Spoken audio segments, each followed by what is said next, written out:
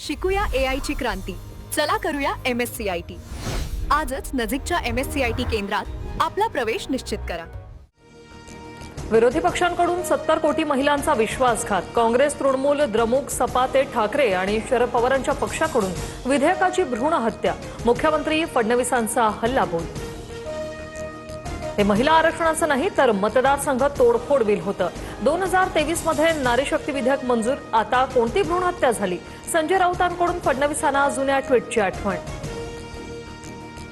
2023 मध्ये समर्थन देणाऱ्यांनी सरड्यासारखे रंग बदलले.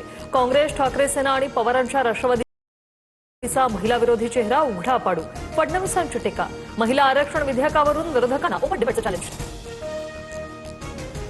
फडणवीस अभ्यासू आणि हुशार नेते, पण महिला आरक्षणाबाबत दिल्लीतून प्रेशर आलं असेल. सुप्रिया सुळेंची टीका. तर फडणवीस सांगतील ती जागा आणि वेळ मान्य. सुळेंनी ओपन डिबेटचं चॅलेंजही स्वीकारलं. उपमुख्यमंत्री एकनाथ शिंदेंच्या साताऱ्यातील सभेपूर्वी पक्षांतर्गत वाद चव्हाट्यावर. बॅनरवरून आमदार महेश शिंदेंचा फोटो हटवल्यानं नाराजी उघड. महेश शिंदेंना सभेचं निमंत्रणही नसल्याची माहिती. स्वतःच्या जीवावर निवडून येतो. आमदार महेश शिंदेंचा पक्षाला घरचा आहे, तर ज्याचं खावं मीठ त्याच्याशी राहावं नीट. मंत्री प्रताप सरनाईक यांचा महेश शिंदेंना चिमटा. 10 मे पर्यंत भूमिका स्पष्ट करा, अन्यथा सरकारला महागात पडेल. अजित पवारांच्या विमान अपघातावरून रोहित पवार यांचा मुख्यमंत्र्यांना थेट इशारा. मुख्यमंत्र्यांच्या सभेपूर्वी राम शिंदे, प्राजक्त तनपूर यांच्या भेटीला. राहुल पोटनिवडणुकीच्या पार्श्वभूमीवर भेटीगाठी. अक्षय कर्डिलेंसाठी प्रचारासाठी फडणवीसांची आज राहुरीत सभा.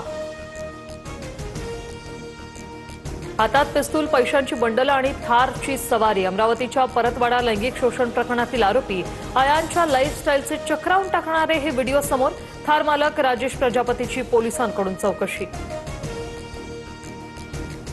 परतवाडा लैंगिक शोषण प्रकरणातील आरोपी आयांना कृत्याचा पश्चाताप नाहीच. जे घडलं ते संमतीनेच. आरोपी आयांचा दावा. पोलीस चौकशीत माहिती उघड.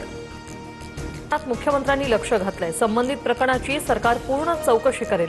मंत्री चंद्रशेखर बावनकुळे यांचं आश्वासन. नागपुरात तरुणींवर धार्मिक सक्ती करणाऱ्या एनजीओ चालकाला अटक. धार्मिक चालीरीती पाळण्यास नकार देताच दिली धमकी. रियाज काझीवर विनयभंगाचाही गुन्हा आरोप. नाशिक टीसीएस धर्मांतर प्रकरणात राष्ट्रीय महिला आयोगाकडून झाडाझडती. 2 दिवसांपासून 4 सदस्यीय पथकाकडून तपास. चौकशी अहवाल महिला आयोगाच्या अध्यक्षांकडे सादर होणार.